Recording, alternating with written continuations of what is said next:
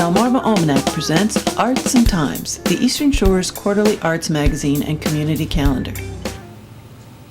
On the Upper Shore in Chestertown, Maryland, you can find Washington College, a private liberal arts school which was founded with gifts from George Washington. Each year, a committee of English professors grants the Sophie Kerr Prize to the graduating senior there who shows the most ability and promise as a writer.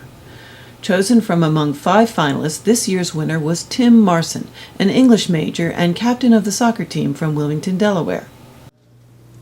You have to submit a portfolio that has a good collection of writing that, I guess, is representative of who you think you are as a writer, and an introduction that kind of puts all that into focus. And I guess I started the process early this year, but I've been writing for 4 years, so it was a mixture of everything I've written over the course of my college career. One of the hardest parts about submitting was, in your head, you kind of knew what you wanted to put in the portfolio, but it's hard to let go of it when it's something this big. But eventually, you just kind of have to say, "Well, my hands are clean. This is over with." The waiting was tough, and but it was nice. It was nice to know, like, win or not winning, that I when I found out I was a finalist, that I was put in that group, because at this school with all the great writers, it was an honor. At the award ceremony, Tim read from the introduction to his portfolio. Professor Leslie Harrison taught me about rectangles, and some would call them just a shape, but in truth, they're everywhere. Think about it. We put our belongings, many of which are rectangular, into rectangles, move into a rectangular house with rectangle walls and rectangle windows and rectangle skylights and rectangle doors, all of which we paid for with thousands and thousands of imaginary rectangles. Sophie Kerr was a native of Denton, Maryland, and Washington College graduate who served as managing editor of a magazine called Women's Home Companion. She authored 23 novels and hundreds of short stories during the early to mid-20th century. You can still find many of her novels at online booksellers. The prize which she endowed is the largest literary award given to an undergraduate in the country. This year it was over $61,000. I just think it's amazing that she loved this place so much, as much as I do, that to leave all this wonderful money to bring in writers and have this great prize. So I'm very thankful for Sophie Kerr, and I was really blown away by her writing. I never thought about what I was going to do with the money, because I didn't want to get disappointed if I lost. So it still hasn't really hit me I won yet. So the whole money aspect is something that's going to have to come with time. The award ceremony was held this year at one of the most renowned libraries in the country, the Enoch Pratt in Baltimore. Michael Durda, an author and book critic for the Washington Post, was the keynote speaker at the award ceremony. I think all 5 finalists, myself and the other 4, were hanging around and just talking with him, and he was so amazing, and he was just really engaging and had great stories and was giving wonderful advice about being a writer and the writing life, and that was truly a great experience, and that was worth, that was a great experience on its own.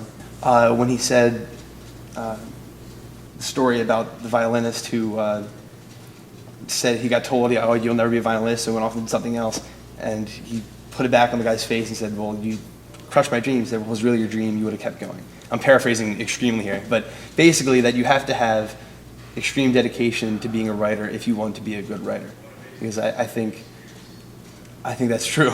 So hopefully I can muster up that kind of dedication. Poetry, it seemed like to me, I always kind of come back to more of lyrical, or it's more image-centric rather than a more narrative arc that a nonfiction might be.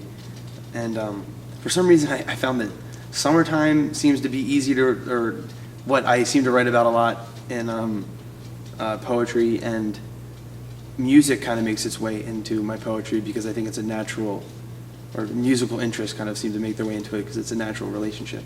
It's no surprise that classics by Bob Dylan have inspired him.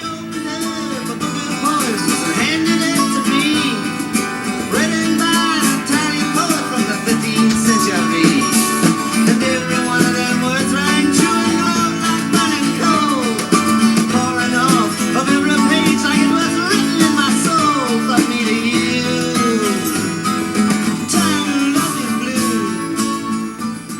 writer who doesn't like Bob Dylan? My dad kind of introduced me to him riding on long car rides. We would listen to a Bob Dylan album over and over again, and I just, to me, it was like he was a poet who happened to play the guitar and have a harmonica. So it was just,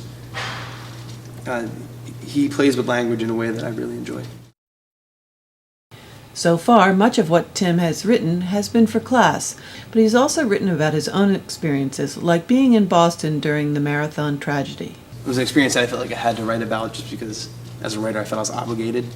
I was visiting a friend and was on a rooftop at around mile 25, and I didn't really notice it when it happened. Then you start to hear word of it, and I wrote about the experience and being out on the streets and trying to find friends who I didn't know where they were. And it was an experience that I felt, if you're a writer and you were there, you had to write something about it. Tim has been inducted into Phi Beta Kappa. He has received numerous awards and was the first student in Washington College history to win both the William Warner and Varian Beecham literary prizes. Being an athlete has played a big part in Tim's success as a student and as a writer.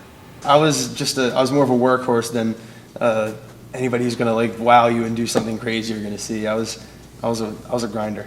I think sports naturally teach you discipline, and soccer especially, because you have to, it's basically running all the time, so you have to kind of always be working toward being ready. And I think that really did transfer over to writing, because I think, and that was the professor who gave me a kick in the butt was Professor Dubrow, and her theory is that that inspiration doesn't really exist. People always say, I was hit with this great bundle of inspiration, but most of the time getting a good piece of writing together is forcing yourself to go back to the page and write as much as you can.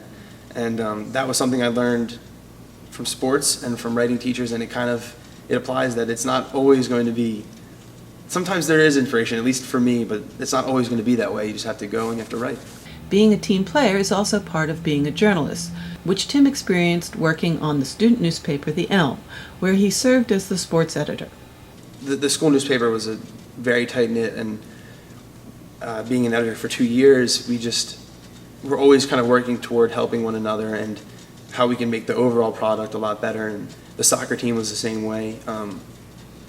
It was a great group of guys who really looked out for one another and trying to put the best product they could out. And I think moving forward in the journalistic world, I think more and more it's going to be a lot of collaboration with how quickly information comes out, and I think that will be a valuable experience moving forward.